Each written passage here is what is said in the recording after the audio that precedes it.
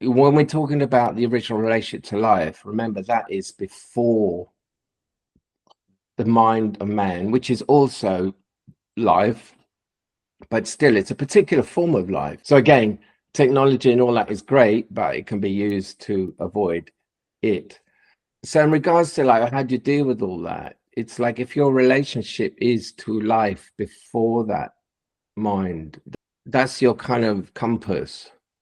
It's a bit like, you can be in a place and here's the internet and here's the madness going on in Trump's America and here's this and there's madness out there. And you can walk into a wood and there's none of it there. And it's like, what do you tune into? It's like you can tune into it and maybe you have to tune into it or you even want to tune into it. But with all of those things, it's like you never forget the root is the trees and the silence of the trees and the Tao of nature. That's where we come from. So that's like keeping your feet on the ground, literally, and remembering, almost sort of remembering what comes first. A personality infused mind is a bit mad, really, from the point of view of Taoism and Zen and what we're talking about. It's a bit mad because it thinks it's the king. and thoughts are king and concepts and intellectualizing is king, and it's not, but it thinks that it is, and in that there's a kind of madness and there's a kind of repetitive thoughts and over fixation in the mind, and then the three centers in the body, they're not in harmony. So yeah, it's like remembering our place in this world. We're the stuff of nature, and the mind is part of that, but it's not the king. If it rules, you're in trouble, really.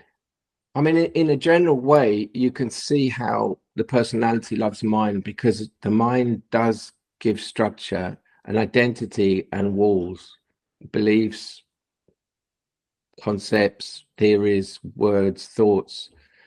They all are things that make the personality feel safe. And when you enter, for example, what we mentioned earlier of like, well, without those rules, what do you think? What's right for you? What's your conscience say? What does your inner voice say?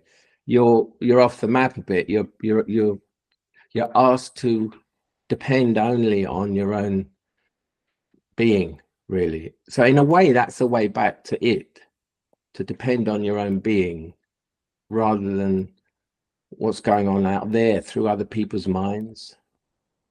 The yearning comes from a very different place.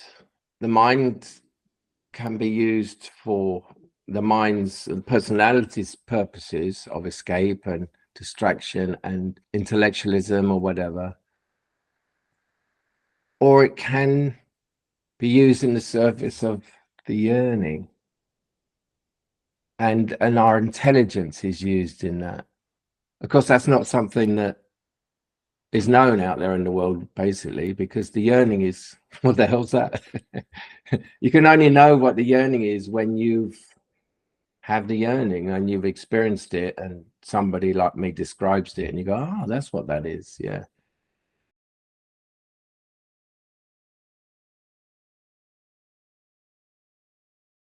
You are driven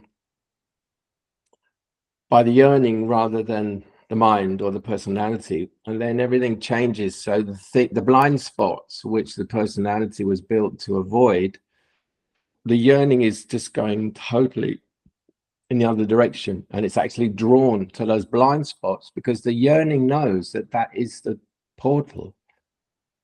Yeah, and our intelligence and awareness is used by the yearning in the service of the inquiry.